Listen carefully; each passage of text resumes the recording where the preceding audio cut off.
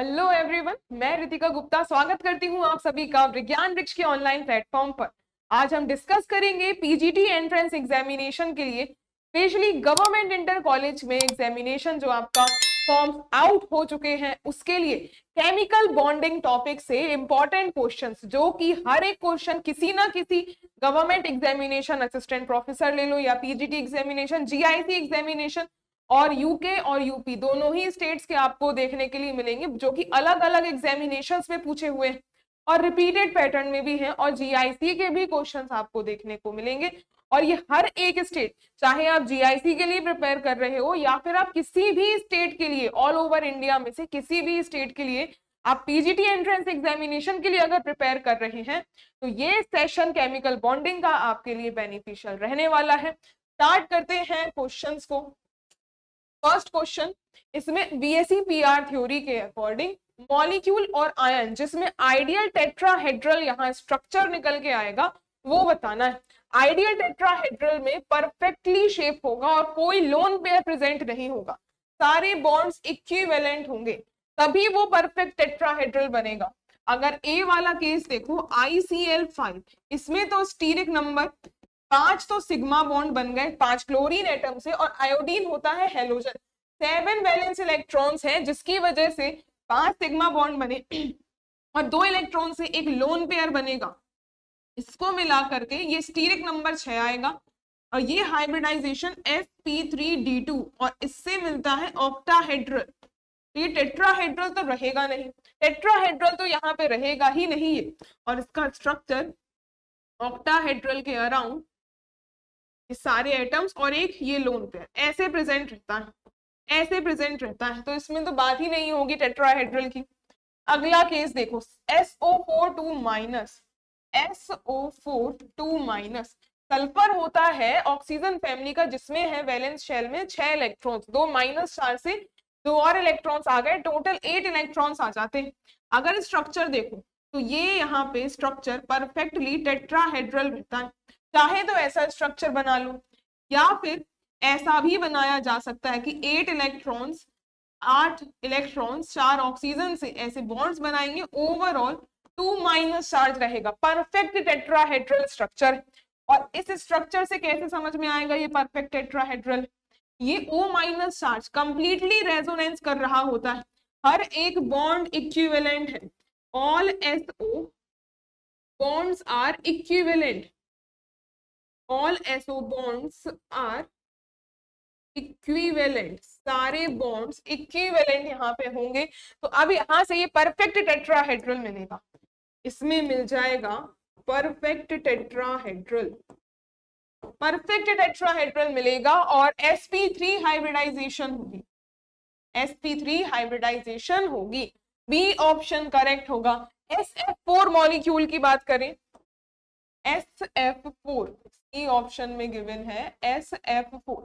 Sulphur में 6 electron से 4 तो सिग्मा बन गए और एक लोन पेयर प्रेजेंट होगा, जिससे स्टीरिक नंबर 5 हाइब्रिडाइजेशन ही sp3d2 रहेगी। तो भाई इसमें स्ट्रक्चर की वैसे तो जरूरत पड़ेगी ही नहीं, TBP इसकी ज्योमेट्री रहेगी, और TBP के अराउंड का हम सभी के शेप इसलिए डिस्कस कर रहे हैं तो आपको ये सारे मॉलिक्यूल्स के स्ट्रक्चर का नॉलेज हो जाएगा।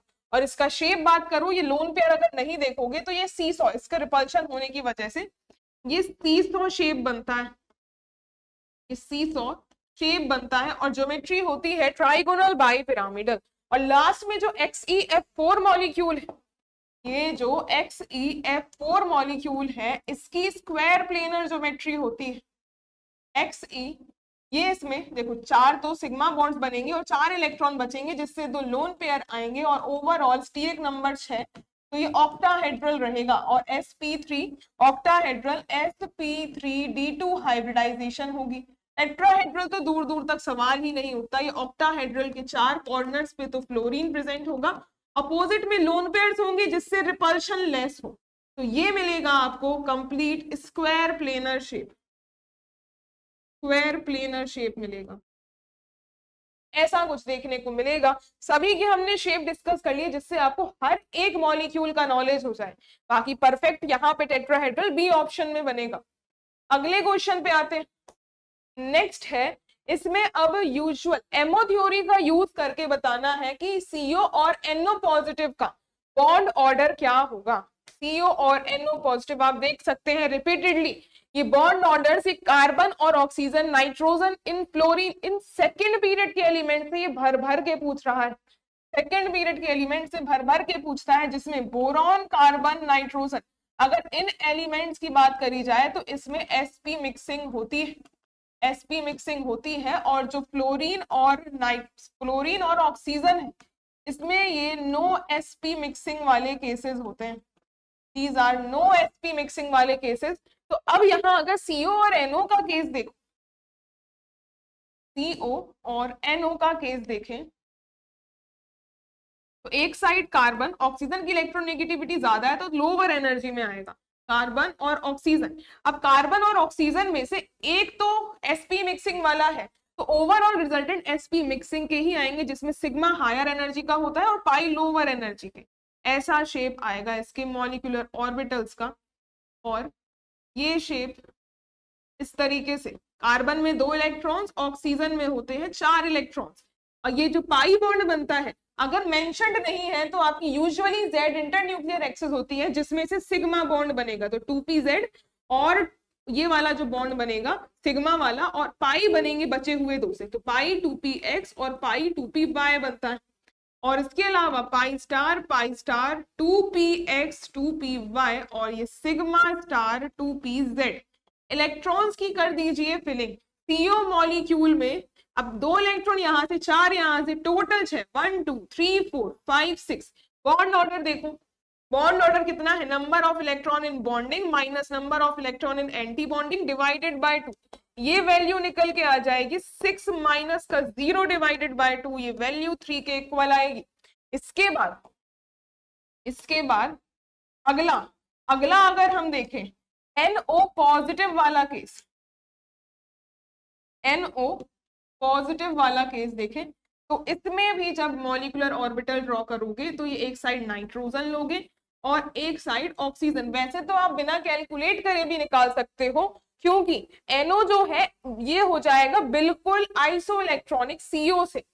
ये जो CO और NO पॉजिटिव की बात करें, इन दोनों में ऑक्सीजन तो कॉमन है और कार्बन इक्विवेलेंट होता है N पे पॉजिटिव चार्ज के, बिकॉज नेक्स्ट एलिमेंट है, उससे एक इलेक्ट्रॉन निकल गया तो ये दोनों मॉलिक्यूल्स कैसे होंगे, ये आइसो इलेक्ट्रॉनिक होंगे, ये आइसो इलेक्ट्रॉनिक होंगे। और just like CO molecule NO positive में भी नाइट्रोजन में sp मिक्सिंग है और इसी वजह से इनका रिजल्टेंट भी sp मिक्सिंग की तरह ही आएगा। बिल्कुल सेम ऑर्बिटल्स देखने को मिलेंगे, बिल्कुल एग्जैक्टली सेम। तो इलेक्ट्रॉन्स नाइट्रोजन में 3 होते हैं और इसमें 4 होते हैं, लेकिन ओवरऑल NO पॉजिटिव है तो यहाँ पे जितने इलेक्ट्रॉन 3 और यहाँ से जो 4 आएंगे उसमें से -1 करोगे, रिजल्टेंट 6 इलेक्ट्रॉन्स की ही फिलिंग होगी, रिजल्टेंट 6 इलेक्ट्रॉन्स की ही फिलिंग होगी। और ये पाई वही वाले होंगे और सिग्मा भी एग्जैक्टली सेम ही होगा जो हमने यहाँ डिस्कस किया। तो ये बॉन्ड ऑर्डर भी निकल के आ जाएगा 6 माइनस का 0 divided by 2 is equal to 3, exactly same रहेगा, दोनों का ही 3 बॉन्ड ऑर्डर आएगा। 3 and 3 is the right answer, 3 and 3 is the right answer. अगला क्वेश्चन देखिए, नेक्स्ट में है ClO4, HClO4 का एनहाइड्राइड क्या होगा। अब इसमें HClO4 अगर किसी का भी एसिड का अगर हमें एनहाइड्राइड बनाना है तो वाटर मॉलिक्यूल का लॉस करना पड़ेगा। अब इसमें अगर चेक करते हो तो इसके हिसाब से 2 हाइड्रोजन मॉलिक्यूल्स तो इसमें है नहीं, तो इसके 2 मॉलिक्यूल्स ले लो HClO4 के, तो H2 निकाल सकते हो।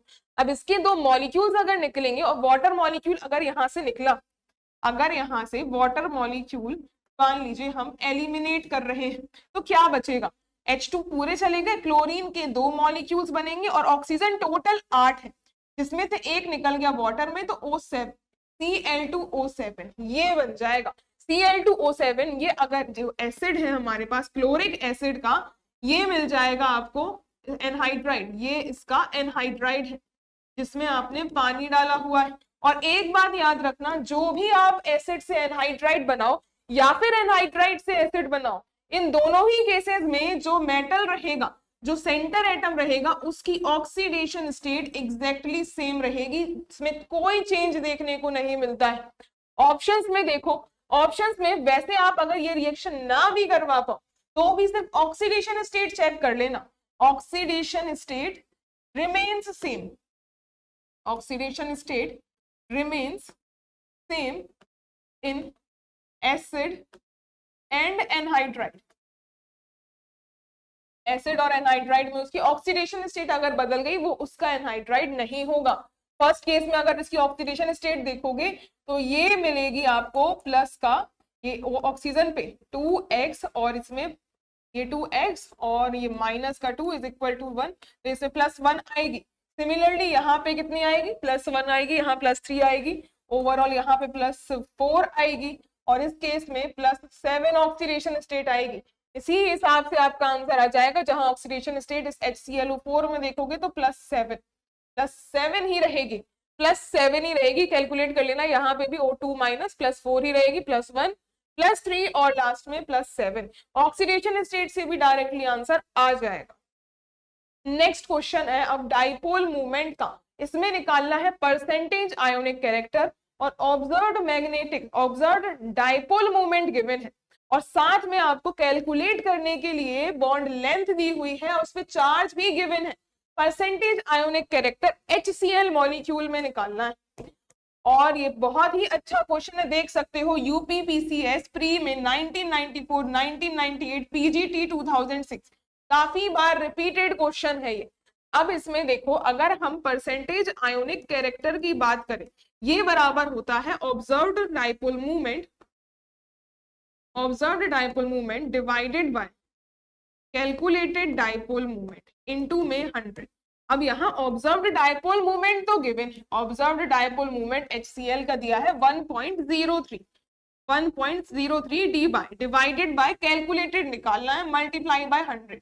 तो हमारा टास्क है इसमें कैलकुलेटेड डाइपोल मूवमेंट मतलब डाइपोल मूवमेंट को कैलकुलेट करना है।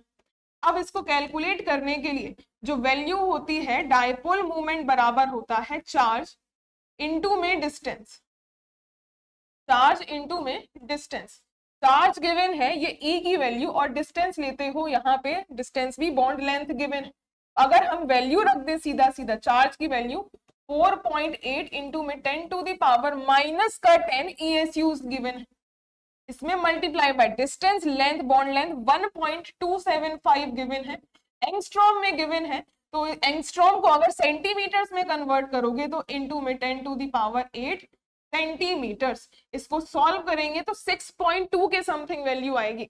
इसको अगर एक बार सॉल्व करके देख लेते हैं बाकी क्या वैल्यू आ रही है, लगभग 6 पॉइंट समथिंग कुछ वैल्यू निकल के आएगी। अगर हम मल्टीप्लाई करते हैं 4.8 इंटू में 1.275 या 6.12 वैल्यू आएगी और मल्टीप्लाइड हो जाएगा 10 टू द पावर माइनस का 18, ये -10 और -8 ऐड हो जाएंगी value 10 to the power minus का 18 ESU सेंटीमीटर, इस यूनिट में निकल के आ जाएगी वैल्यू। और एक बात याद रखना, एक बात बस याद रखना कि जो 1 डी/बाय होता है ये बराबर होता है 10 टू द पावर माइनस का 18 ESU सेंटीमीटर, ये वैल्यू होती है और ये कन्वर्जन होता है डी/बाय का। बिकॉज यहाँ डी/बाय में ली हुई है वैल्यू तो दूसरी भी आपको डी/बाय में ही वैल्यू निकालनी पड़ेगी। तो इस पर्टिकुलर सेक्शन को अगर डी/बाय में कन्वर्ट करते हो तो ये निकल के आ जाएगा 6.12। ये पूरी की पूरी एंटिटी, ये पूरी की पूरी एंटिटी कन्वर्ट हो जाएगी डी/बाय में, तो ये आंसर आ जाएगा 6.12 डी/बाय। इस वैल्यू को पुट कर दो यहाँ इस फॉर्मूले में, इसको पुट कर दो यहाँ फॉर्मूले में 6.12 और ये भी डी/बाय में ही निकल के आई है, ये कट जाएंगे आपस में। इसको सॉल्व करने पे आपके पास लगभग 16.8% वैल्यू आएगी, लगभग इतनी ही वैल्यू आएगी। कैलकुलेट कर लीजिएगा, बाकी यही आंसर आने वाला है। पूरी कैलकुलेशंस आपको करवा ही दिए गए हैं, तो सी ऑप्शन इसका राइट आंसर होगा, C is the right answer. Next देखिए, नेक्स्ट अब इनमें से कौन सी स्पीशीज ऐसी है जिसमें maximum number of lone pairs present है। हर एक का स्ट्रक्चर देखो और जो हम स्टीरिक नंबर कैलकुलेट करते हैं उससे भी आप निकाल सकते हो। जैसे अगर ClO3 माइनस की बात करी जाए तो क्लोरीन के अराउंड होते हैं 7 वैलेंस इलेक्ट्रॉन, एक -4 से टोटल 8 वैलेंस इलेक्ट्रॉन्स बचेंगे।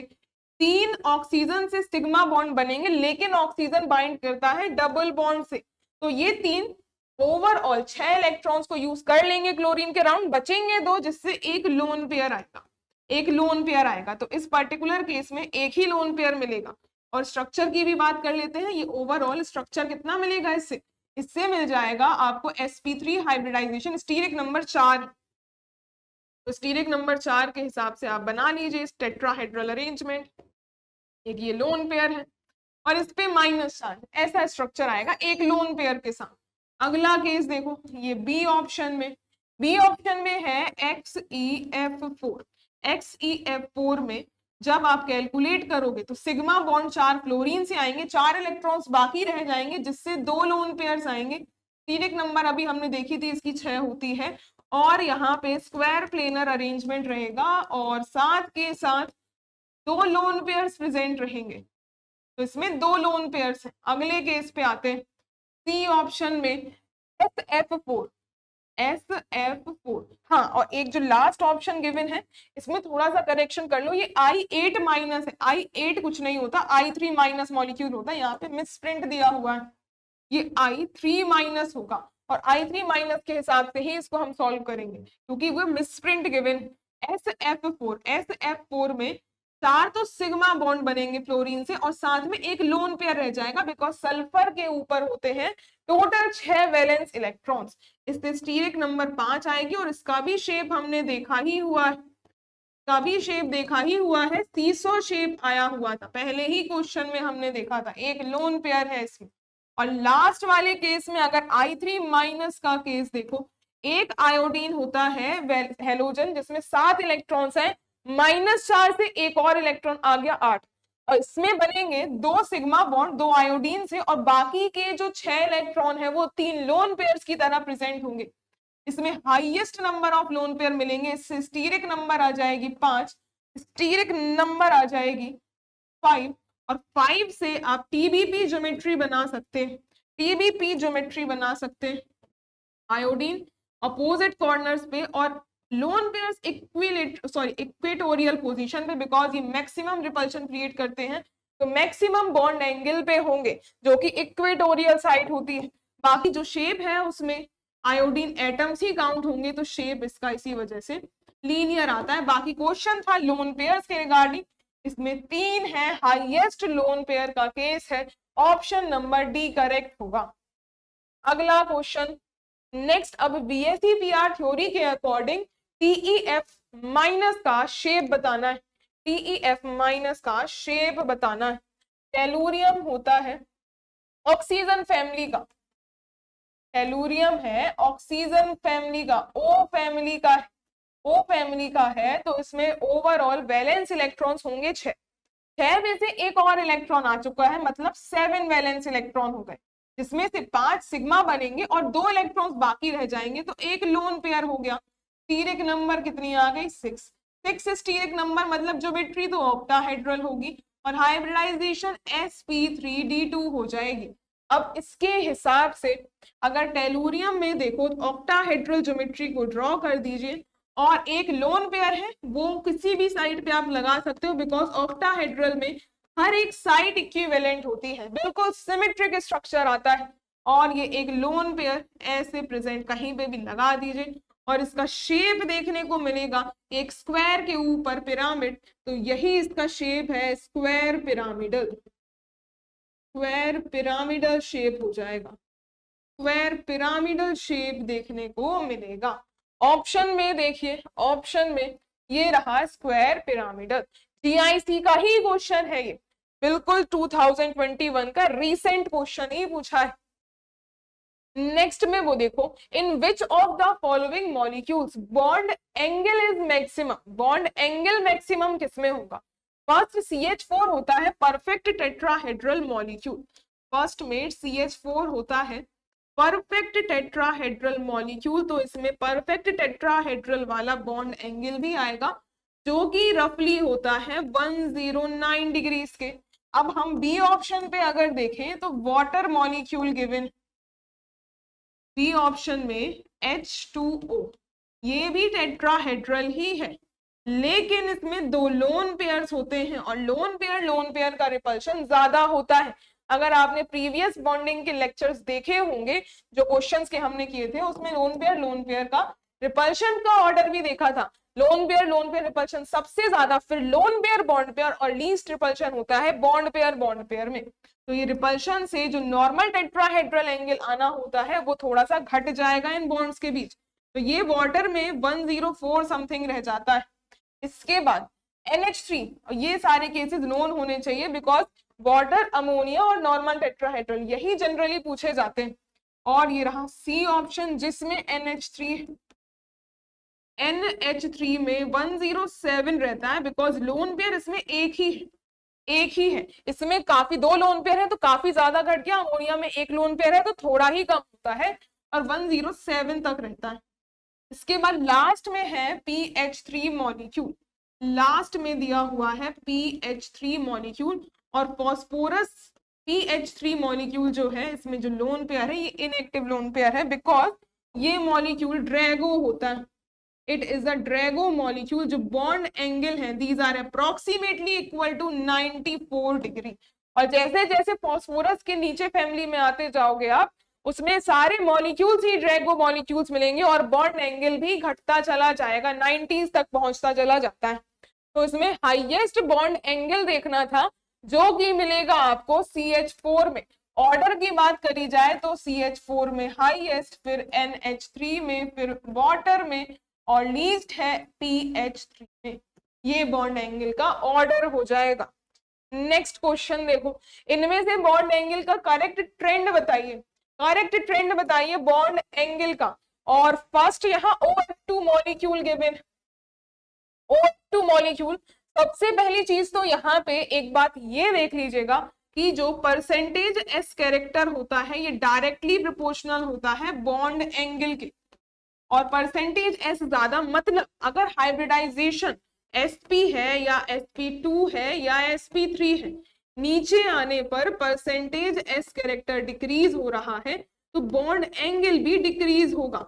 अब इन सभी मॉलिक्यूल्स में देखो OF2, अगर देखो OF2, ClF3, BrF3, sorry BF3 और लास्टली गिवन है NF3, इन सभी मॉलिक्यूल्स में ऑक्सीजन OF2 होता है sp3 हाइब्रिडाइज्ड। ClF3 में टोटल 3 सिग्मा बॉन्ड्स बनेंगे और टोटल 4 इलेक्ट्रॉन्स बाकी रह जाएंगे, तो 2 लोन पेयर भी होंगे। स्टीरिक नंबर कितना होगा? 4, स्टीरिक नंबर होगा 4, सॉरी 5। इसका चलो शेप देख लो। और फिर उसके बाद BrF3 जो है, सॉरी BF3 होता है sp2 हाइब्रिडाइज्ड। तो इसमें तो सबसे ज्यादा बॉन्ड एंगल देखने के लिए मिलता है, लगभग 120 डिग्री पे सारे एंगल इक्विलेटरल ट्रायंगल पे होंगे, और NF3 भी यहाँ sp3 हाइब्रिडाइज्ड ही। हाईएस्ट बॉन्ड एंगल तो BF3 का हो जाएगा, बाकी इनके शेप से भी आपको बाकी सारी चीजें क्लियर हो जाएंगी। अब देखो OF2 में ये रहे 2 लोन पेयर्स। इसके बाद ClF3 का जब शेप ड्रॉ करोगे तो ये 5 कोऑर्डिनेशन नंबर, मतलब TBP ज्योमेट्री, TBP अगर स्ट्रक्चर बनाते हैं तो जो साइड एटम फ्लोरीन है बेंड्स रूल के अकॉर्डिंग ये आते हैं एक्सियल पोजीशन पे। एक्सियल पोजीशन पे फ्लोरीन्स को रख दो और बची नहीं बाकी की, तो बाकी फिर ऑप्शन नहीं बचता, तो फ्लोरीन को आपको इक्वेटोरियल पे लगाना ही पड़ता है। ये लगाना, सॉरी अब तो बचे ही नहीं, ये बाकी के लोन पेयर्स हो जाएंगे और ऐसा इसका शेप आएगा। अब इनमें अगर एंगल देखो, एंगल अगर देखो, ये अपोजिट वाला एंगल काउंट नहीं होता, this angle will be counted and this angle will be counted, जो कि 90 डिग्री है, एग्जैक्ट 90 डिग्री है। इसके अलावा ये भी एंगल, यहाँ रिपल्शन हो रहा होगा तो ये और बेंट हो जाएगा, तो ये एंगल जो है बल्कि और कम ही हो जाएगा 90 से, ये हो जाएगा 90 से और कम हो जाएगा, दोनों ही जगह और कम हो जाएगा because of repulsion. BF3 sp2 hybridised है, परफेक्ट ट्राइगोनल प्लेनर शेप होगा और बॉन्ड एंगल इसमें 120 डिग्रीज होगा। हाईएस्ट बॉन्ड एंगल निकल के आने वाला है। और लास्टली NF3 मॉलिक्यूल में sp3 हाइब्रिडाइजेशन है और ये लोन पेयर से रिपल्शन जब होगा, इसमें भी रिपल्शन क्रिएट होगा, लेकिन अगर आप देखो ये फ्लोरीन जो साइड एटम में है, अगर साइड एटम की इलेक्ट्रोनेगेटिविटी ज्यादा होती है तो इन बॉन्ड्स में परसेंटेज एस कैरेक्टर डिक्रीज हो जाता है। तो ये बॉन्ड लेंथ, अगर परसेंटेज एस कैरेक्टर घटता है तो बॉन्ड एंगल घट जाता है, तो ये बॉन्ड एंगल थीटा डिक्रीज हो रहा है और ऊपर से लोन पेयर भी है तो ओवरऑल बॉन्ड एंगल काफी घट जाएगा, NH3 से भी कम बॉन्ड एंगल आएगा। ऑप्शंस में यहाँ OF2 मॉलिक्यूल में दो एंगल, दो लोन पेयर का रिपल्शन और साथ में ये भी साइड एटम में ज्यादा इलेक्ट्रोनेगेटिव एटम, थीटा बहुत ज्यादा कम होगा, सबसे ज्यादा कम इनफेक्ट इसी में ही होगा, लेकिन ये और भी कम है। ये तो फिर भी चलो इसको हम 109 से कंपेयर कर रहे हैं, लेकिन ये तो 90 से भी कम है, ड्रैगो से भी पीछे पहुंच जाता है ये मॉलिक्यूल। तो ऑर्डर ऑफ बॉन्ड एंगल अगर देखा जाए, बॉन्ड एंगल BF3 में हाईएस्ट है, इसके बाद लीस्ट हो जाएगा ClF3 वाला, लीस्ट आ जाएगा ClF3 वाला। अब इन दोनों में से कंपेयर करो, खुद दिमाग लगा के थोड़ा सोचो कि जब वाटर मॉलिक्यूल्स होता था, ऑक्सीजन के अराउंड हाइड्रोजन होते थे, उस केस में भी जो वाटर था वो कम होता था बिकॉज दो लोन पेयर्स थे। सिमिलरली इस केस में भी यहाँ पे जो OF2 मॉलिक्यूल होगा इसमें ज्यादा बॉन्ड एंगल घट रहा है, तो ये OF2 बाद में आएगा और उससे ज्यादा होगा NF3 मॉलिक्यूल का। ऐसा बॉन्ड ऑर्डर का, बॉन्ड एंगल का ऑर्डर आपको देखने को मिलेगा। ऑप्शंस में देखिए BF3 हाईएस्ट, फिर उसके बाद NF3 जो कि ये रहा, OF2 ClF3, D option correct होगा, डी ऑप्शन करेक्ट होगा। अगला क्वेश्चन देखो, इनमें से कौन से कंपाउंड में पर ऑक्साइड लिंकेज प्रेजेंट नहीं है, कौन से में पर ऑक्साइड लिंकेज प्रेजेंट नहीं है। इन ऑप्शंस को अगर ट्राई करोगे तो जो PbO2 मॉलिक्यूल ये फैमिली होती, इसकी अगर PbO2 की बात करो तो ये लेड की फैमिली का है, ये कार्बन फैमिली का है, जिसमें नीचे जब मूव करते जाते हैं ये कार्बन फैमिली में, जैसे अगर देखो कार्बन, सिलिकॉन, जर्मेनियम, टिन और लेड, नीचे आने पे तो उसकी वैसे तो +4 ऑक्सीडेशन स्टेट होती है, लेकिन डाउन द ग्रुप स्टेबिलिटी +4 की कम होती है और +2 की बढ़ जाती है। तो लेड यहाँ +2 ऑक्सीडेशन स्टेट में है, तो O2 2- फॉर्म में निकल के आएगा। इसी तरीके से ये तो A वाला हो गया, ये तो A वाला हो गया। नेक्स्ट B ऑप्शन में Na2O2, Na2O2 और Na2O2 में Na पॉजिटिव होता है, तो दो Na पॉजिटिव आयन है और O2 2- आयन, तो ये परऑक्साइड आयन ही कहलाता है। तो इन दोनों में ही परऑक्साइड आयन। सी ऑप्शन में चेक करोगे SrO2, SrO2 स्ट्रोंशियम होता है ग्रुप नंबर 2 का, ये ग्रुप 2 का एलिमेंट है, इसी वजह से इसमें +2 ऑक्सीडेशन स्टेट होगी। और ये O2 जो है, O2 में ओवरऑल ये +2 से 2- चार्ज चला जाएगा। अब लास्ट वाले मॉलिक्यूल पे, लास्ट वाले मॉलिक्यूल में क्या आएगा, बेरियम, डी ऑप्शन में बेरियम BaO2, और BaO2 में भी Ba पे 2 पॉजिटिव चार्ज और साथ में O2 में 2- चार्ज होगा। इससे पूछा क्या था जिसमें परऑक्साइड लिंकेज ना प्रेजेंट हो, तो फर्स्ट में देखो इसमें O2 और इसमें 2-, तो कहाँ पे नहीं है, इसमें अगर चेक करोगे तो Na पॉजिटिव मिलेगा और साथ में O2 पे 2- चार्ज इसमें भी प्रेजेंट है, विच डज नॉट कंटेन पर ऑक्साइड बॉन्ड। तो Pb वाले में अगर चेक करो, Pb वाले में देखो ये तीन तो भाई फिक्स्ड है, ये तीन में तो होगी ही, लेकिन अगर ये कार्बन फैमिली का है तो उसमें +4 भी एग्जिस्ट तो कर ही रही होगी, +4 तो एग्जिस्ट यहाँ पे कर रही होगी, तो फिर यही ऑप्शन हो सकता है, और किसी की पॉसिबिलिटी नहीं बचती, और किसी की पॉसिबिलिटी नहीं बचती। ऐसे केसेस में तो मिलेगा, लेकिन ऐसे से आपका आंसर नहीं आएगा बिकॉज ये तीन में तो बिल्कुल परऑक्साइड लिंकेज है। लेकिन अगर लेड ऑक्साइड, इसको अगर आप देखो +4 ऑक्सीडेशन में अगर ये एग्जिस्ट कर रहा हो, देन इन दैट केस ये हो जाएगा O2-। तो यहां से फिर ऑक्सीडेशन स्टेट आपके पास, अगर इसको हम कंसिडर करें +4 वाला, तो ये X अगर ये O2 की हो गई तो ओवरऑल इस O2 पे 4- चार्ज निकल के आएगा, जैसे +4 और 2 ऑक्सीजन, इस पे मान लीजिए X ऑक्सीडेशन स्टेट है और ये 0। अब इसमें अगर इस हिसाब से हम लेकर चलेंगे तो ओवर और एक ऑक्सीजन मॉलिक्यूल पे निकल के आएगा -2 चार्ज, -2 चार्ज, तो ये मिलेगा आपको O पे सिर्फ 2 माइनस चार्ज। तो इस हिसाब से ये ऑक्साइड बनेगा, ये ऑक्साइड बनेगा। और बाकी ऑप्शंस में कभी अगर इस तरीके का केस दिख जाए तो आपको हर एस्पेक्ट से देखना पड़ेगा। इस तरीके का केस अगर दिख जाए तो हर एस्पेक्ट से देखना पड़ेगा, बिकॉज अगर हम इसमें इनर्ट पेयर इफेक्ट लेकर चल रहे हैं तो +2 स्टेट हमने यहाँ कंसिडर कर ली, लेकिन एग्जिस्ट तो इसमें +4 भी करती है ना, भले ही +2 ज्यादा स्टेबल होती है लेकिन +4 एग्जिस्ट करती है। लेकिन बाकी सारे केसेस में सोडियम +1 में ही करेगा और किसी में नहीं करेगा, उस हिसाब से ये परऑक्साइड बॉन्ड ही होगा। और इसके बाद स्ट्रोंशियम +2 ही में ही होगा, इसके अलावा +4 तक ये नहीं जाते। तो ये भी O2 2- और बेरियम भी ग्रुप 2 का है, ये भी 2-, लेकिन जो पॉसिबिलिटी आती है वो लेड की ही आएगी, बिकॉज ये कार्बन फैमिली का है, +4 दिखा सकता है। तो ऑक्साइड अगर है तो ये कोई परऑक्साइड लिंकेज नहीं देगा, और ये कोई परऑक्साइड लिंकेज नहीं देगा। सारे ऑप्शंस में जब एलिमिनेट करने जाओगे तो सिर्फ यही बचेगा, ऑप्शन नंबर ए करेक्ट होगा, ऑप्शन नंबर ए इसमें करेक्ट हो जाएगा। नेक्स्ट देखिए, नेक्स्ट क्वेश्चन में पूछा हुआ है लिस्ट 1 और लिस्ट 2 को मैच करना है। कोट्स शायद यहाँ पे मिसिंग है, तो कोई बात नहीं, हम मैच कर लेंगे और आपको सही आंसर पता होना चाहिए कि क्या होगा।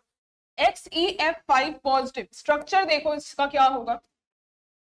XeF5 में पॉजिटिव चार्ज, जिनॉन है, जिनॉन है सीधा रेयर अर्थ मेटल, जिसके वैलेंस शेल में होंगे 8 इलेक्ट्रॉन्स, 8 इलेक्ट्रॉन्स में एक पॉजिटिव चार्ज, यानी कि सिर्फ 7 बचे। 5 सिग्मा बॉन्ड होंगे और एक लोन पेयर मिलेगा, तो इससे मिलकर के 6 स्पीरिक नंबर आएगी। तो ज्योमेट्री इसके अराउंड ऑक्टाहेड्रल निकल के आएगी, ज्योमेट्री बना दो ऑक्टाहेड्रल। अब ऑक्टाहेड्रल में 5 फ्लोरीन एक जैसी पोजीशन पे हो जाएंगे, बिकॉज ऑक्टाहेड्रल सिमेट्रिकल है, कोई भी साइड दे सकते हो। और इससे मिल जाएगा आपको square pyramidal shape, square pyramidal shape. तो इसमें ए वाला मैच कर जाएगा, स्क्वायर पिरामिड से ए वाला थर्ड से मैच कर रहा है। SF4 का हमने काफी बार स्ट्रक्चर देख लिया और ये सीसॉ बनता है। SF4 का वैसे हम काफी बार देख चुके हैं, SF4 का काफी बार देख चुके हैं, जिसमें 4 सिग्मा और एक लोन पेयर की वजह से TBP ज्योमेट्री होती है और सीसॉ शेप बनता है, बिकॉज एक लोन पेयर से रिपल्शन होगा और इसमें काउंट नहीं करोगे आप, तो ये फिर फाइनली मिल करके सीसॉ शेप देगा। तो ये सेकंड वाला मैच कर दिया। और उसके बाद ICl2-, इसका स्ट्रक्चर बिल्कुल I3 पॉजिटिव I3- हमने डिस्कस किया था, बिल्कुल उसके सिमिलर आएगा, लीनियर आएगा, बिल्कुल इसका सिमिलर स्ट्रक्चर आएगा, लीनियर। किस तरीके से, अगर आयोडीन में जैसे हमने देखा 7 इलेक्ट्रॉन्स है, माइनस चार्ज है, एक और इलेक्ट्रॉन आ गया, माइनस चार्ज है, एक और इलेक्ट्रॉन आ गया, इससे 2 क्लोरीन, तो ओवरऑल अगर ICl2- तो मिलेगा कितना, 2 सिग्मा बॉन्ड मिलेंगे। और इसके साथ साथ अभी भी 6 इलेक्ट्रॉन्स बाकी हैं, 3 लोन पेयर से स्टीरिक नंबर 5 मिलेगी, स्टीरिक नंबर 5 से ये रहे 2 क्लोरीन, और बाकी के ये लोन पेयर इक्वेटोरियल पोजीशंस पे आ गए थे। और शेप में आप सिर्फ बॉन्ड्स को काउंट करोगे और ये इक्वेटोरियल में एक सा रिपल्शन लगाएंगे तो एटम्स की पोजीशन में कोई फर्क नहीं आएगा और ये लीनियर होगा। तो इसी वजह से ये 4 से मैच कर दिया।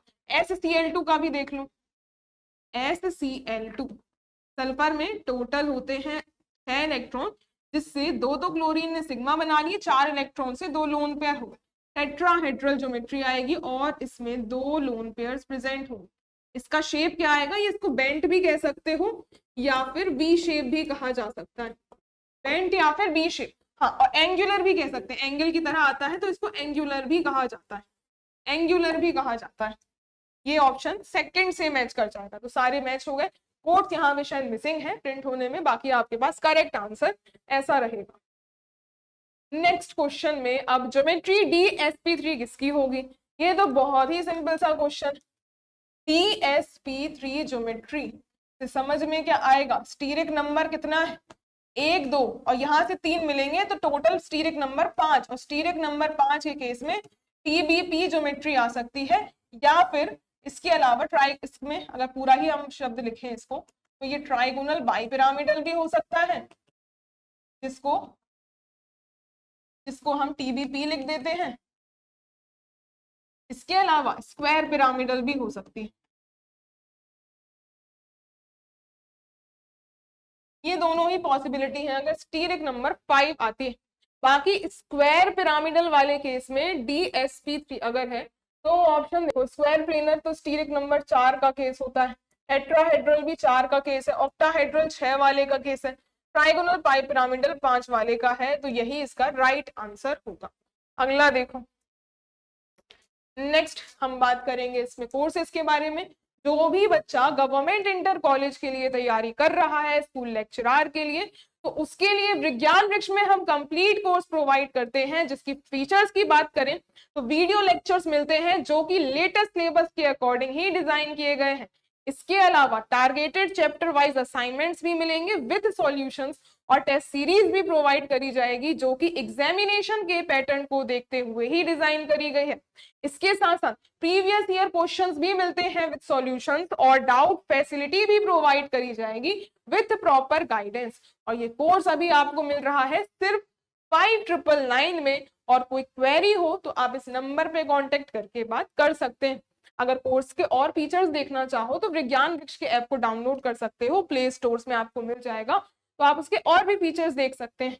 इसके अलावा वीडियो के डिस्क्रिप्शन में भी लिंक दिया हुआ है, वहां से भी आप जाकर ऐप को डाउनलोड कर सकते हैं। चलिए सेशन की बात करते हैं, क्वेश्चंस। नेक्स्ट यहाँ पे मॉलिक्यूल्स गिवन है और बॉन्ड एंगल से आपको मैच करना है। लिस्ट 1 NH3 और ये P, इन सभी की देखो बात करते हैं। NH3 का हम काफी बार डिस्कस कर चुके हैं, इसमें लगभग 107 डिग्री बॉन्ड एंगल ऑर्डर आता है। तो ये तीन देखो, ये तो 90 के लगभग है, और ये रहा 106 समथिंग, तो फर्स्ट वाला तो फोर्थ से मैच कर रहा है, तो ये दोनों ऑप्शंस एलिमिनेट हो जाएंगे। और बी वाला इन दोनों में ही देखो कि थर्ड से मैच कर रहा है। बाकी अगर हम बात करें तो हमने जो ड्रैगो मॉलिक्यूल अभी PH3 डिस्कस किया था, उसमें हमने बोला था PH3 का लगभग 94 डिग्रीज के समथिंग होता है, तो ये 94 डिग्रीज मतलब जो 93 के पास है वो वाला हो जाएगा। अब देखो अगर हम डाउन द ग्रुप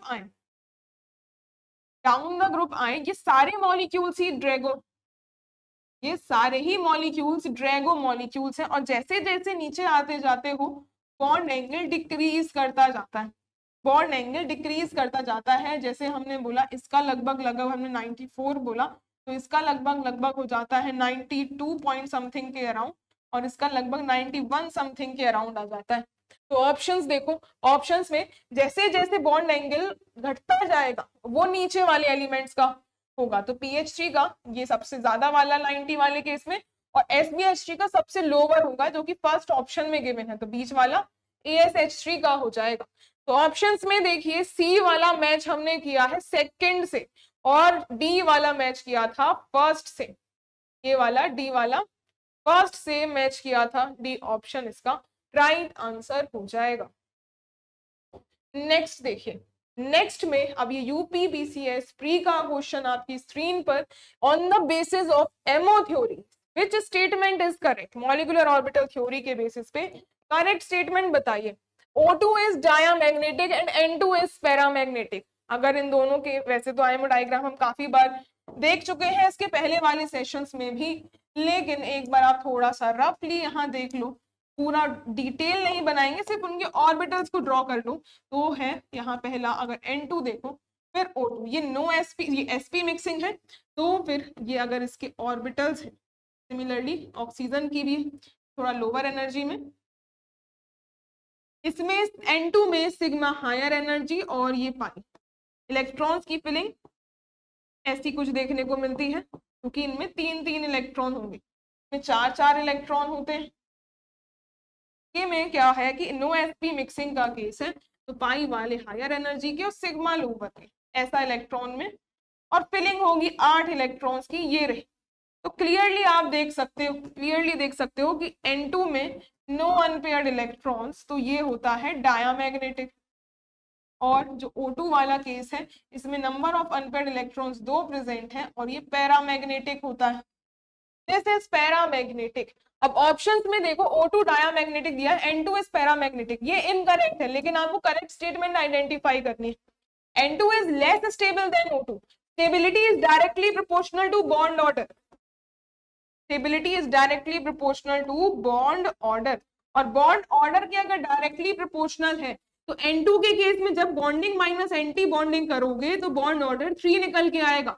सिमिलरली अगर O2 के केस में बॉन्ड ऑर्डर निकालने जाओगे तो bonding minus anti bonding electron, ये इसमें बॉन्ड ऑर्डर 2 निकल के आएगा। बॉन्ड ऑर्डर ज्यादा है N2 का, बॉन्ड ऑर्डर N2 का ज्यादा है O2 से, तो स्टेबिलिटी भी N2 की ज्यादा होगी O2 से, स्टेबिलिटी भी N2 की ज्यादा होगी O2 के कंपैरिजन में। लेकिन यहाँ पे क्या दिया है कि N2 लेस स्टेबल है, मोर स्टेबल है, तो ये स्टेटमेंट भी गलत, फर्स्ट भी गलत था। नेक्स्ट में helium is stable and has bond order 1, helium stable है और बॉन्ड ऑर्डर 1 है।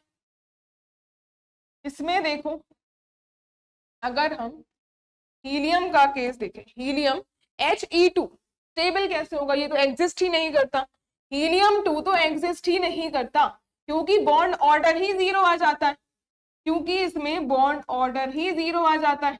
हीलियम 1s शेल में होता है और इसमें 1 2 इलेक्ट्रॉन्स यहाँ, 2 इलेक्ट्रॉन्स यहाँ, सिग्मा 1s बनता है और sigma star 1s orbital, total 4 electrons की जब आप फिलिंग करते हो तो बॉन्ड एड ऑर्डर, बॉन्डिंग में भी 2 एंटी बॉन्डिंग में भी 2, तो ये बॉन्ड ऑर्डर 0 आ जाता है, 0 bond order, that means molecule does not exist, molecule does not exist, ये मॉलिक्यूल एग्जिस्ट नहीं करते।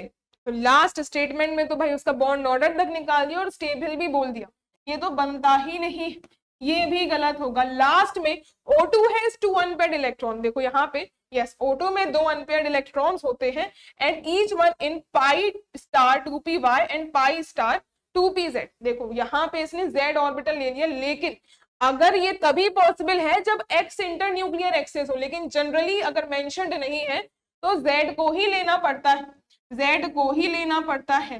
तो अगर यहाँ पे ऐसा दिया हुआ है तो बाकी ऑप्शंस तो बिल्कुल कंप्लीटली रॉन्ग, बाकी ऑप्शंस बिल्कुल कंप्लीटली रॉन्ग दिए हुए हैं, सिर्फ इसकी ही पॉसिबिलिटी होती है।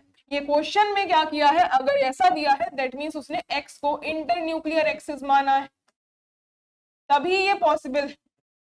अगर x को इंटर न्यूक्लियर एक्सेस माना है तब सिग्मा जो बॉन्ड है वो x में बनेगा और पाई वाले 2py के और पाई वाले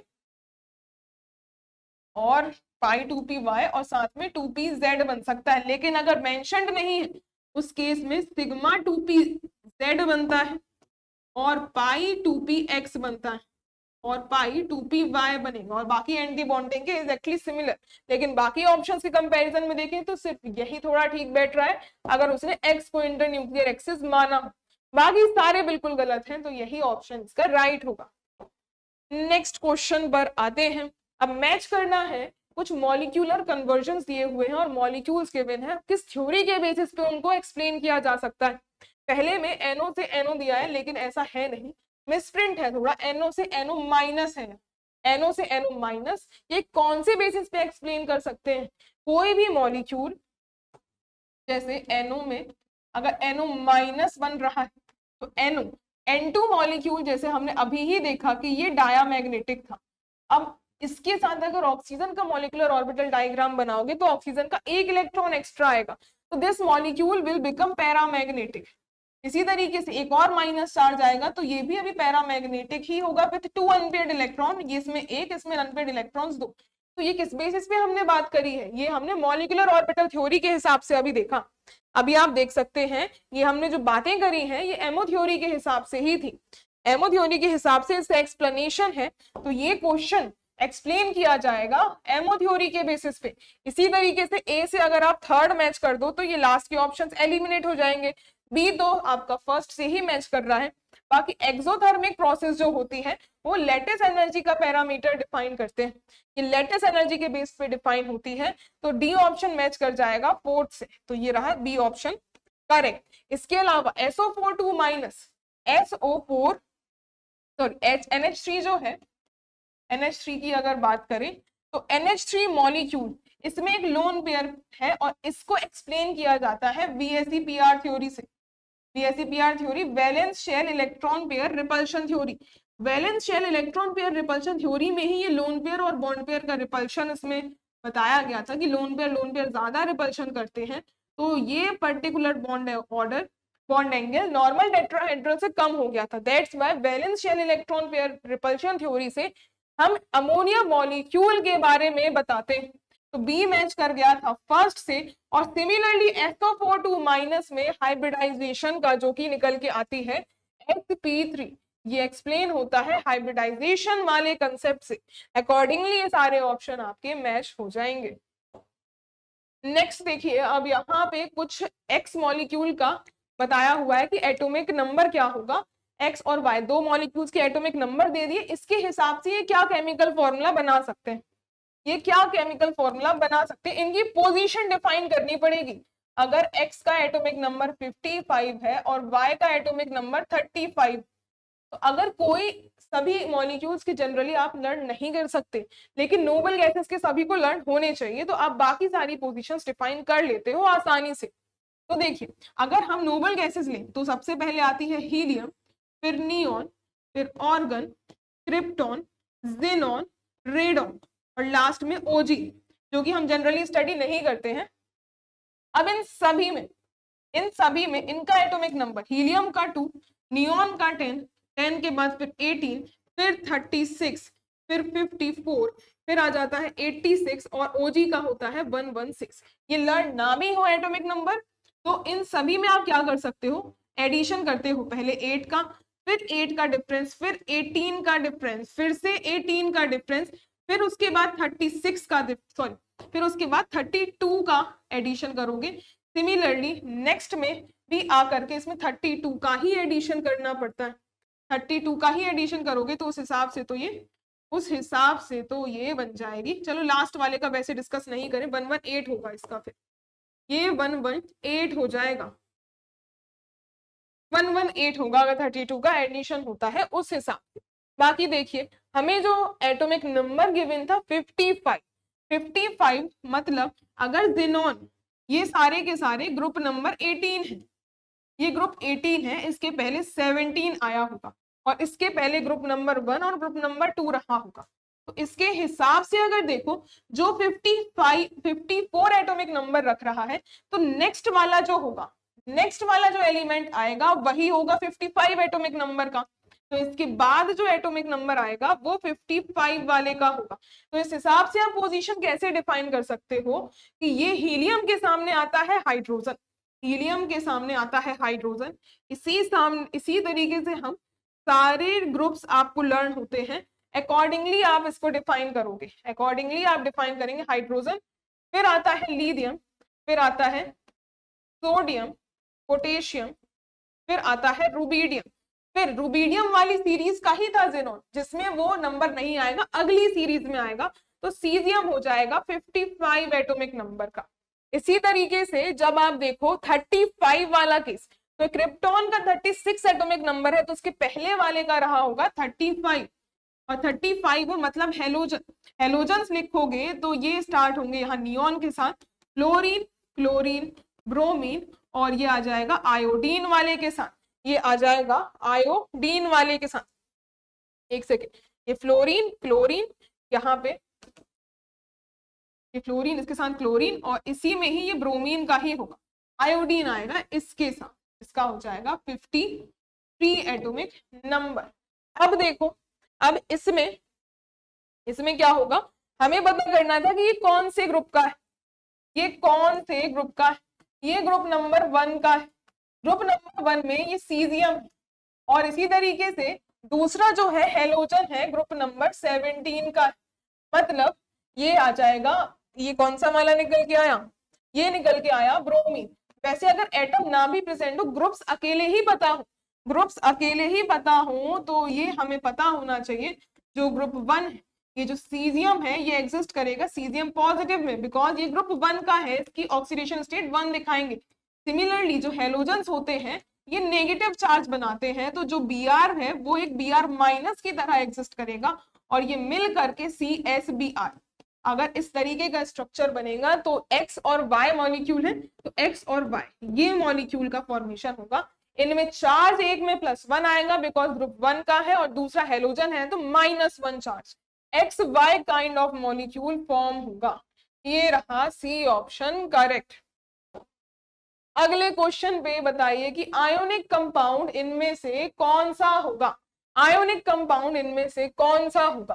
अब इन सभी में देखो, ये वाले एलिमेंट जो BeCl2 है ये ग्रुप नंबर 2 का है।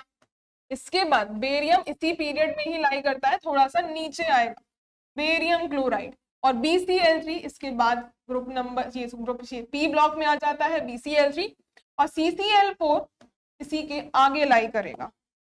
अब सबसे पहले BeCl2 ये डायगोनली एग्जिस्ट करता है AlCl3 के साथ, ये डायगोनल रिलेशन रखता है, और ये सारे मॉलिक्यूल्स देखो ये P ब्लॉक के जितने होते हैं ये जनरली कोवेलेंट मॉलिक्यूल्स ही बनाते हैं, ये जनरली कोवेलेंट ही बनाते हैं, बिकॉज ये सारे के सारे ये मेटल्स नहीं होते, नॉन मेटल्स होते हैं। लेकिन बेरिलियम बस इसके साथ बना लेता है कोवेलेंट बिकॉज ये है डायगोनल रिलेशन में। बाकी एल्कली और alkaline earth metals ionic compounds बनाते हैं। ये बेरियम क्लोराइड आयोनिक नेचर का होगा, दिस इज आयोनिक कंपाउंड, और बाकी जो BeCl2 है ये इस तरीके से लीनियर बनेगा। सिमिलरली BCl3 ट्राइगोनल प्लेनर बनेगा, और CCl4 जो है CCl4 परफेक्टली टेट्राहेड्रल रहेगा। सारे के सारे परफेक्ट कोवेलेंट बॉन्ड बना रहे हैं जो कि शेयरिंग ऑफ इलेक्ट्रॉन से मिलकर बनेगा। आयोनिक कंपाउंड सिर्फ बेरियम क्लोराइड होगा। अगले क्वेश्चन पे आते हैं। 1 2 3 4 कंपाउंड, इनमें से इनको एसिडिक ऑर्डर में अरेंज करना है। एसिडिटी के ऑर्डर में अगर अरेंज करो, ऑप्शंस में देख लोएस्ट एसिडिटी बतानी, ये सारे के सारे एसिडिक स्ट्रेंथ कोड्स अगर देखो, एसिड्स क्या होते हैं, एसिड होते हैं प्रोटॉन डोनर्स या फिर लोन पेयर एक्सेप्टर, यही होती है टेंडेंसी। अब इन सारे मॉलिक्यूल्स में देखो O2 माइनस H2O और H3O पॉजिटिव और OH माइनस, देखो भाई माइनस चार्ज है तो वो एक न्यूक्लियोफाइल की तरह ही वर्क करेंगे, और ऑक्सीजन में भी ये इलेक्ट्रॉन्स प्रेजेंट होते हैं तो इसकी वजह से ये बेस की तरह ही काम करता है। इसमें दो माइनस चार्ज से बेस है और स्ट्रॉन्ग बेस है, बल्कि आप कह लो वेरी स्ट्रॉन्ग बेस है, और H3O प्लस टूट करके H2O और साथ में H पॉजिटिव आयन देता है। तो यही सिर्फ ऐसा एलिमेंट है, सॉरी ऐसा कंपाउंड है जो एसिड की तरह बिहेव करेगा, H प्लस देगा। इस ऑक्सीजन पे भी हाइड्रोक्साइड में माइनस आयन है, this is also a strong base. तो अगर हम एसिडिक स्ट्रेंथ का ऑर्डर देखें, अगर एसिडिटी का ऑर्डर देखा जाए तो सबसे ज्यादा H3O पॉजिटिव है, और एसिडिटी इनवर्सली प्रोपोर्शनल बेसिसिटी के होती है। जो सबसे ज्यादा स्ट्रॉन्ग बेस है वो सबसे वीक एसिड होगा, ये वाला सबसे वीक एसिड होगा। उसके बाद OH माइनस और फिर बीच में आ जाएगा H2O, ये हो जाएगा एसिडिटी का order, because basicity is inversely proportional to acidity. कोई जितना ज्यादा स्ट्रॉन्ग बेस होगा वो एसिड उतना वीक होगा। तो ये 3 वाला देखो ऑप्शंस में, ये H3O को मिला था 3 नंबर, इसके बाद वाटर को मिला था 2, OH माइनस को 4 और इसे 1, 3 2 4 1, 3 2 4 1, ये रहा ऑप्शन ए करेक्ट होगा, ए ऑप्शन करेक्ट होगा। अगले में देखो, अब ये तो काफी बार आपको रिपीटेडली बात करी जा रही है O2 मॉलिक्यूल्स के रिगार्डिंग। अब इसमें आपको एमओ थ्योरी की दोबारा से डायग्राम की जरूरत नहीं पड़नी चाहिए। हाईएस्ट बॉन्ड ऑर्डर किसका होगा? O2 का हमने डिस्कस किया था, number of bonding minus number of anti bonding से ही तो निकालते हैं, डिवाइड बाय 2 करके। बॉन्डिंग में 6 आते हैं, एंटी बॉन्डिंग में इसके 2 आते हैं, divided by 2 is equal to bond order 2। दोबारा क्यों नहीं बनाया? क्योंकि बार बार इसी को डिस्कस करने का कोई पॉइंट नहीं है, बार बार एक ही डायग्राम को देखने का कोई मतलब नहीं। O2 का आप देख सकते हैं, ये सिंपली ये दोनों साइड ऑक्सीजन मॉलिक्यूल्स, ये नॉर्मल, ये आप वीडियो को पॉज करके इसका देख सकते हैं। और इसी के हिसाब से जब आप इलेक्ट्रॉन्स देखो, 2 एंटी बॉन्डिंग में प्रेजेंट होते हैं और 3 इसमें बॉन्डिंग में प्रेजेंट होंगे, तो अकॉर्डिंगली इसका बॉन्ड ऑर्डर यहाँ 2 आएगा। और अगर एक इलेक्ट्रॉन निकालोगे तो वो एंटी बॉन्डिंग से निकलेगा, तो बॉन्ड ऑर्डर बढ़ता जाएगा, बॉन्ड ऑर्डर बढ़ता जाएगा, ये 2.5 हो जाएगा। इसके अलावा फिर माइनस आयंस की बात करी गई, तो नेगेटिव आएगा इलेक्ट्रॉन, वो भी एंटी बॉन्डिंग में, तो एंटी बॉन्डिंग में एक इलेक्ट्रॉन आएगा, तो ये 3 इलेक्ट्रॉन्स माइनस का 1, तो 1.5, और O2 2 -6 -2 डिवाइडेड बाय 2, ये वैल्यू 1। बॉन्ड ऑर्डर हाईएस्ट होगा O2 पॉजिटिव वाले केस में, और इसी में ही अगर सीक्वेंस देखो तो कुछ इस तरीके का नजर आएगा।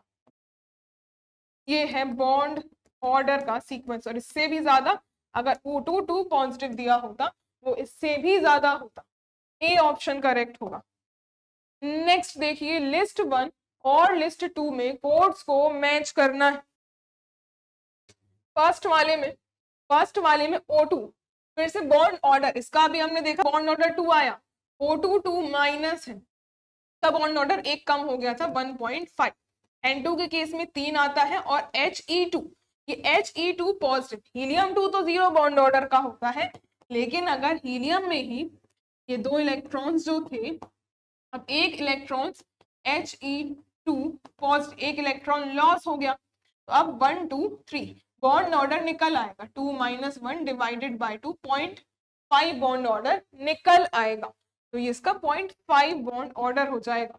ए मैच कर रहा है फोर्थ वाले से, ए मैच कर रहा है फोर्थ वाले से। इसके बाद ये दोनों 1 1 से हैं, ठीक है भाई, ये बी वाला 1 से मैच कर रहा है, एक सेकेंड, बी वाला 1 से मैच करेगा तो ये O2 पॉजिटिव होना चाहिए फिर, अदरवाइज ये मैच नहीं होगा, अदरवाइज ये मैच नहीं होगा। तो एक सेकेंड देखो, अगर सी वाला जो है इसको अगर हम थर्ड से मैच कर, ये वाला थर्ड वाला सेकंड के साथ चला जाएगा, ये सी वाला सेकंड के साथ चला जाएगा, तो अच्छा फर्स्ट ये दोनों तो एलिमिनेट ही हो गए थे, ए वाला फोर्थ के साथ है, और सी वाला देखो, सी वाला ऑप्शन ये रहा 2 के साथ, तो सी ऑप्शन राइट आंसर होगा, सी ऑप्शन इसका करेक्ट आंसर होगा।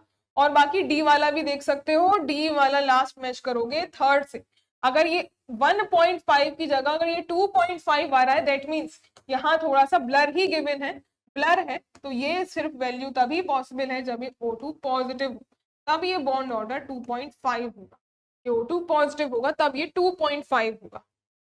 अगला केस देखो, अब number of unpaired electrons in B2 molecule, B2 molecule का एग्जैक्टली नाइट्रोजन की तरह ही इनके ऑर्बिटल्स की पोजीशंस होती हैं, तो बोरॉन भी इसकी पी शेल 2p शेल में दो, इसमें एक ही इलेक्ट्रॉन मिलेगा, सिमिलरली यहाँ पे भी 2p शेल में एक इलेक्ट्रॉन, sp मिक्सिंग है, सिग्मा बॉन्ड ऊपर आएंगे और पाई बॉन्ड्स नीचे की तरफ आएंगे, और ये रहा इसका, 2 इलेक्ट्रॉन्स ही फिल्ड हैं, और 2 इलेक्ट्रॉन्स हैं यहाँ पे unpaired, number of unpaired electrons तो पैरामैग्नेटिक नेचर का होता है।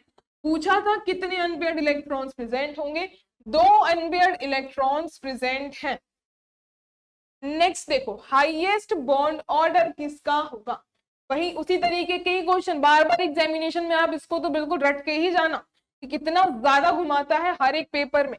बॉन्ड ऑर्डर का हमने अभी ऑर्डर देखा था कि O2 2 पॉजिटिव, जितना ज्यादा पॉजिटिव उतना ही ज्यादा यहाँ पे बॉन्ड ऑर्डर आया, O2 फिर O2 माइनस और O2 2 माइनस, ये हम देख चुके हैं, पेपर बदल गया है बस, हाईएस्ट था O2 पॉजिटिव वाला केस, हाईएस्ट O2 पॉजिटिव वाला केस था। लेकिन अगर यहाँ पे उल्टा पूछ लिया जाता बॉन्ड लेंथ, तो बॉन्ड ऑर्डर जो है that is inversely proportional to bond length, तो यही सीक्वेंस जस्ट रिवर्स हो जाता अगर बॉन्ड लेंथ का सीक्वेंस पूछ लेगा। अगले क्वेश्चन पे आइए, अब यहाँ पे सारे के सारे कंपाउंड्स में पूछा है कि कोवेलेंट कैरेक्टर के इंक्रीजिंग ऑर्डर में अरेंज करो, कोवेलेंट कैरेक्टर के इंक्रीजिंग ऑर्डर में अरेंज करो, और कोवेलेंट कैरेक्टर की कभी भी बात हो तो हम पहुंच जाएंगे सीधा सीधा फजांस रूल पे, फजांस बाबा के पास जाएंगे, इन्होंने ही कोवेलेंट कैरेक्टर के बारे में ज्ञान दिया था। ये कह रहे थे कि जो कोवेलेंट कैरेक्टर होगा इसमें पहली चीज तो ये डायरेक्टली प्रोपोर्शनल चार्ज के, डायरेक्टली प्रोपोर्शनल चार्ज के होगा, कैटायन के लिए भी और एनायन के लिए भी, चार्ज जितना ज्यादा कोवेलेंट कैरेक्टर उतना ज्यादा, लेकिन साइज ऑफ कैटायन जितना छोटा होगा उसका कोवेलेंट कैरेक्टर ज्यादा होगा, इसी तरीके से साइज ऑफ एनायन ज्यादा होगा, तब कोवेलेंट कैरेक्टर इन दोनों केसेस में हायर देखने को मिलेंगे। ऑप्शंस में देखिए आप, ऑप्शंस में फर्स्ट में KCl, फिर CaCl2, फिर है AlCl3, फिर है SnCl4। यहाँ तो आपको साइज की बात के पहले ही आंसर आ जाएगा बिकॉज चार्ज अलग है, ये रहे, सभी में चार्ज डिफरेंट है, जितना ज्यादा चार्ज उतना ज्यादा कोवेलेंट कैरेक्टर, चार्ज नीचे आने पे इंक्रीज हो रहा है, तो फिर कोवेलेंट कैरेक्टर भी इंक्रीज हो जाएगा। कोवेलेंट कैरेक्टर का सीक्वेंस कुछ इस तरीके से नजर आएगा, बल्कि KCl तो आयोनिक होता है, KCl एल्कली मेटल्स है और ये आयोनिक है, ये भी आयोनिक ही होता है, ये भी आयोनिक, ये भी इसमें होता है थोड़ा सा कोवेलेंट कैरेक्टर, लेकिन सबसे ज्यादा कोवेलेंट कैरेक्टर टिन क्लोराइड में आएगा। ए ऑप्शन ही इसका राइट आंसर हो जाएगा। अगले क्वेश्चन पे देखिए, अब इस क्वेश्चन में आपसे कीटोन्स में हाईएस्ट डायपोल मूवमेंट किसमें होगा। वैसे तो ये डायपोल मूवमेंट का क्वेश्चन है, लेकिन इसके लिए जाना है आपको जीओसी के कंसेप्ट पे। जीओसी के कंसेप्ट में ये सारे मॉलिक्यूल्स में आपको क्वासी एरोमेटिसिटी देखनी है, क्वासी एरोमेटिक कंपाउंड है ये, और क्वासी एरोमेटिक कंपाउंड अगर कोई होता है उसमें डाइपोल मूवमेंट ज्यादा होता है, बिकॉज इनमें जो डाइपोलर आयंस होते हैं they are more stable than the neutral forms, ये मोर स्टेबल होते हैं। कार्बोनिल में जाहिर सी बात है ऑक्सीजन पे नेगेटिव, इस सिस्टम पे पॉजिटिव दोगे तो ये रिंग में टोटल 4 पाई इलेक्ट्रॉन्स का सिस्टम बनेगा और ये एंटी एरोमेटिक हो जाएगी, तो मतलब ये क्वासी एरोमेटिक कंपाउंड नहीं है, डायपोल मूवमेंट कम ही होगा। और ये तो भाई कोई क्वासी एरोमेटिक कंपाउंड है ही नहीं। अब देखो ये जो दूसरी सी में रिंग गिवन है, कार्बोनिल पे माइनस, रिंग पे पॉजिटिव, प्रोपाइलियम आयन है, 6 पाई इलेक्ट्रॉन्स होंगे और ये सिस्टम 6 पाई इलेक्ट्रॉन्स के साथ हो जाएगा aromatic, that's why it is a quasi aromatic compound. और ये क्वासी एरोमेटिक कंपाउंड होने की वजह से इस पर्टिकुलर सिस्टम में डाइपोल मूवमेंट हाईएस्ट होगा, इसमें हाईएस्ट होगा, तो सी ऑप्शन इसका राइट आंसर हो जाएगा, सी ऑप्शन इसका राइट आंसर होगा। और डाइपोल मूवमेंट का डायरेक्शन जहां होता है नेगेटिव चार्ज उस डायरेक्शन में, this is the direction of dipole movement. अगले क्वेश्चन पे देखो, लोवेस्ट बॉन्ड ऑर्डर किसका हो। अब वही उसी तरीके के N2O2 मॉलिक्यूल में ही घूम रहे हैं सारे पेपर। N2 का 3 होता है, O2 का 2, N2 पॉजिटिव, N2 में पॉजिटिव चार्ज मतलब टोटल बॉन्डिंग में इसमें 6 इलेक्ट्रॉन्स होते हैं, एक इलेक्ट्रॉन निकल गया तो बॉन्डिंग से इलेक्ट्रॉन घटा है एक, तो 2.5 बॉन्ड ऑर्डर होगा। सिमिलरली अगर O2 पॉजिटिव है, O2 पॉजिटिव है तो इसमें हमने बॉन्ड ऑर्डर निकाला था, एंटी बॉन्डिंग से इलेक्ट्रॉन निकल गया था तो 2.5 बॉन्ड ऑर्डर। लोवेस्ट कहाँ है, लोवेस्ट O2 में, लोवेस्ट O2 के केस में है जिसका 2 ही बॉन्ड ऑर्डर है। अगला देखिए, ये हमने डायरेक्टली क्यों कर दिया, बिकॉज O2 का, N2 का, B2 का, C2 का हम इन सभी के एमओ डायग्राम्स रिपीटेडली डिस्कस कर चुके हैं और वही क्वेश्चन घुमा घुमा के अगले अलग अलग तरीके से अलग अलग पेपर में पूछे जा रहा है और वही डायग्राम का ही रोल है, तो बार बार ड्रॉ करने की नीड नहीं होनी चाहिए, आपके दिमाग में ही ये डायग्राम बिल्कुल फिट हो जाने चाहिए। अब इसके बाद हाईएस्ट बॉन्ड एनर्जी किसकी होगी, सारे हेलोजन में अगर बॉन्ड एनर्जी देखो, fluorine fluorine chlorine chlorine bromine bromine iodine iodine, usually तो जैसे जैसे आप नीचे आते जाते हो मॉलिक्यूल्स का साइज बढ़ता है, मॉलिक्यूल्स का साइज बढ़ता है जिसकी वजह से इनके बीच में जो लेंथ होती है, जो बॉन्ड लेंथ कहलाती है वो इंक्रीज होती जाती है, बिकॉज मॉलिक्यूल्स जो है अगर लार्ज होते जा रहे हैं, जैसे क्लोरीन है छोटे साइज का, उसके बाद क्लोरीन उससे भी ज्यादा लार्ज साइज का, उससे भी ज्यादा लार्ज साइज का, तो ऐसे जैसे नीचे आते जाओगे लास्ट में जो आयोडीन एटम्स होंगे, आयोडीन एटम्स, इनके बीच का सेंटर डिस्टेंस सबसे ज्यादा होगा, इसीलिए कहते हैं नीचे आने पे बॉन्ड लेंथ बढ़ती है, लेकिन इनमें बॉन्ड लेंथ है जरूर छोटी, उसके साथ साथ इसके आउटर मोस्ट शेल में साथ साथ इलेक्ट्रॉन्स भी तो होते हैं, इसके आउटर मोस्ट शेल पे 7 इलेक्ट्रॉन्स भी हैं और 7 इलेक्ट्रॉन्स की वजह से होगा क्या, यहाँ पे इलेक्ट्रॉन इलेक्ट्रॉन रिपल्शन हो जाएगा जिसकी वजह से ये बहुत अनस्टेबल हो जाता है, इजीली टूट जाता है, इसी वजह से इजीली ब्रेक हो जाता है। तो होनी तो चाहिए थी इसकी ज्यादा, लेकिन ये कम हो जाती है और एक्चुअल में इसकी बॉन्ड लेंथ कम होकर के, ये मतलब बॉन्ड लेंथ अगर ज्यादा होती है यूजुअली तो उसको तोड़ने में कम मेहनत लगती है और बॉन्ड स्ट्रेंथ ज्यादा होती है, और बॉन्ड स्ट्रेंथ कम होती है अगर बॉन्ड लेंथ ज्यादा हो। इस हिसाब से होनी तो चाहिए थी I2 की ज्यादा, लेकिन इसमें इंटर इलेक्ट्रॉनिक रिपल्शन होने की वजह से अभी भी लोवेस्ट तो यही रहेगा, I2 अभी भी इसमें लोवेस्ट रहेगी, लेकिन उसके जस्ट बाद फ्लोरीन आ जाए, फिर आएगा ब्रोमीन और हाईएस्ट हो जाएगी क्लोरीन की, ये हो जाएगा क्लोरीन हाईएस्ट, क्योंकि फ्लोरीन में इलेक्ट्रॉनिक रिपल्शन से वो नीचे आ गए, और लेकिन सबसे लास्ट में नहीं पहुंचता, ब्रोमीन के बाद आएगा। तो हाईएस्ट कहाँ है? क्लोरीन के केस में। अगले केस में देखो पिरामिडल कौन सा मॉलिक्यूल होगा। पिरामिडल मॉलिक्यूल HCl4 हमने काफी बार डिस्कस किया है आज के सेशन में, और ये स्क्वायर प्लेनर शेप बन रहा था इसका, ये एक स्क्वायर प्लेनर था, तो पिरामिडल तो नहीं है, पिरामिडल तो नहीं। सिमिलरली HCl2 में स्टीरिक नंबर इसका आता है, स्टीरिक नंबर आएगा 2 सिग्मा बॉन्ड और साथ में 3 लोन पेयर्स, स्टीरिक नंबर 5 आएगा, और TBP ज्योमेट्री आएगी जिससे 3 लोन पेयर्स इक्वेटोरियल पे आ जाएंगे और बाकी के 2 फ्लोरीन एक्सियल पोजीशन में। स्ट्रक्चर इसका बनता है लीनियर। तो हमारे मतलब का था पिरामिडल, वो तो नहीं मिला। सी ऑप्शन में देखो XeOF4, 2 सिग्मा बॉन्ड, यहाँ पे ये 2 बॉन्ड्स बना लेगा, 4 बॉन्ड्स, ये टोटल 6 बॉन्ड्स बन गए, एक लोन पेयर बन, और जिसमें से सिग्मा है 5 सिग्मा और एक लोन पेयर मिलके ऑक्टाहेड्रल ज्योमेट्री बनेगी। ऑक्टाहेड्रल ज्योमेट्री बना दो, और साथ में ये फ्लोरीन फ्लोरीन और 4 फ्लोरीन है, सिमेट्रिक रखो इन्हें, डबल बॉन्ड O और एक लोन पेयर। इसका स्ट्रक्चर क्या होगा? लोन पेयर को काउंट मत करना, इस सभी को मिलाकर स्क्वायर पिरामिडल आएगा, इसको मिलाकर स्क्वायर पिरामिडल आएगा। और लास्टली डी ऑप्शन में XeO3, और ऑक्सीजन बनाता है सिग्मा बॉन्ड, 2 बॉन्ड्स बनेंगे, एक सिग्मा और एक पाई, तो 6 इलेक्ट्रॉन्स यूज कर लेगा, एक बचेगा, सॉरी 2 बचेंगे, जिससे एक लोन पेयर बन जाएगा, तो 3 सिग्मा और एक लोन पेयर मिला करके अब मिल रहा है स्टीरिक नंबर 4 हमारे मतलब का, जिससे ये टेट्राहेड्रल अरेंजमेंट में होंगे और लोन पेयर एक ऊपर की तरफ प्रेजेंट होगा, ऐसा कुछ। या इसको इस तरीके से भी लिख सकते हो, लोन पेयर से होगा क्या, उसको काउंट नहीं करोगे, और ये आपस में ट्राइगोनल पिरामिडल शेप रखते हैं। ट्राइगोनल पिरामिडल कह लो या फिर सिंपली पिरामिड ही कह लो, तो भी बात एक ही है, तो भी बात एक ही है। पिरामिडल शेप पूछा था, जो कि डी ऑप्शन में। नेक्स्ट देखिए, इनमें से केमिकली इनर्ट कंपाउंड कौन सा होगा।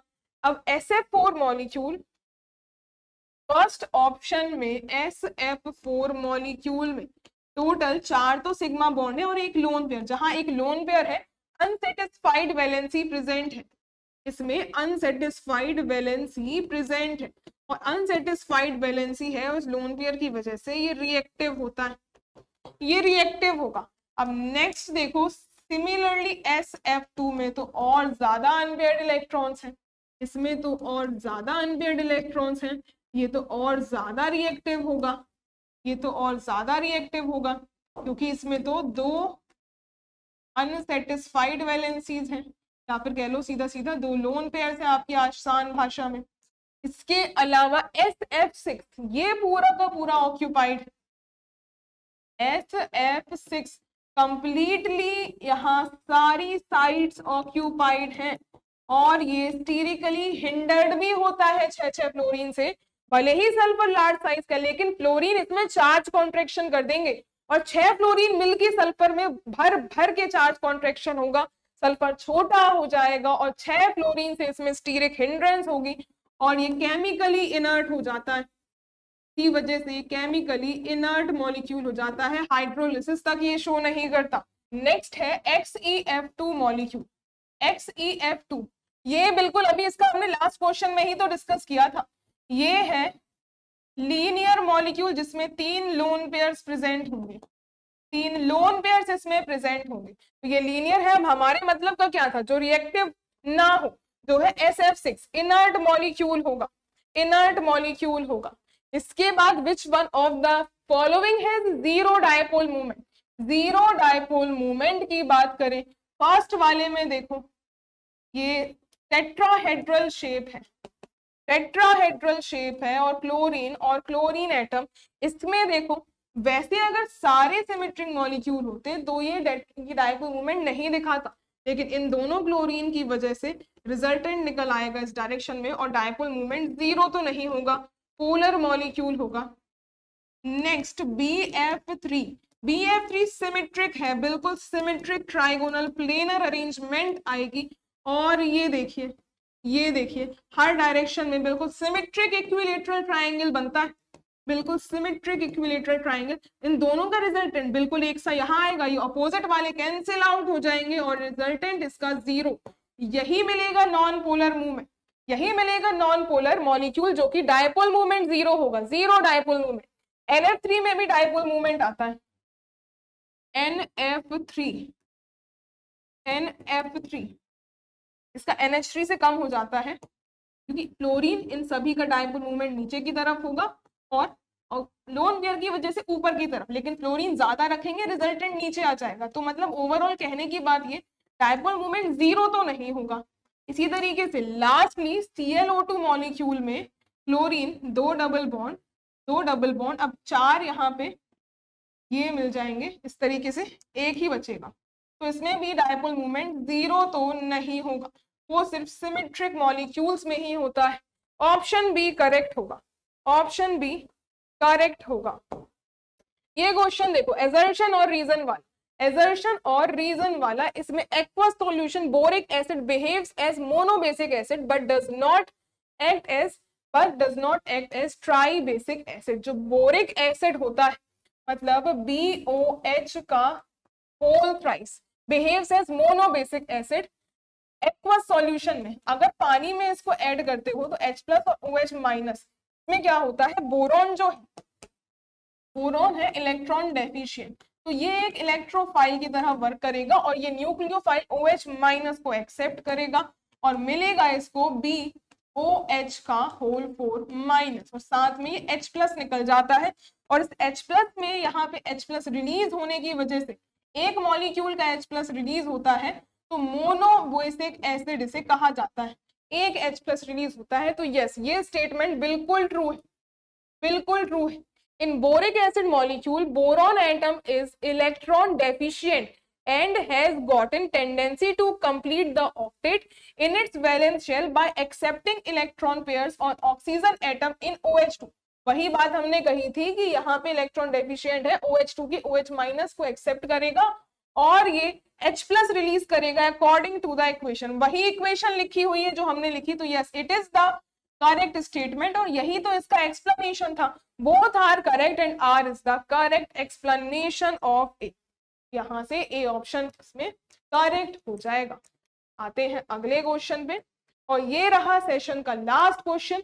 लोएस्ट एसिड इनमें से कौन सा होगा, लोएस्ट एसिड इनमें से कौन सा होगा। लोएस्ट एसिड होते हैं lone pair acceptors, lone pair acceptors होते हैं लोएस्ट एसिड्स। अब इनमें से H2- जिसमें नेगेटिव चार्ज है वो ऑलरेडी डोनेट कर सकता है, ये लोएस्ट बेस है, इलेक्ट्रॉन्स एक्सेस है और ये वाला भी लोएस्ट बेस ही है, लोएस्ट बेस ही है।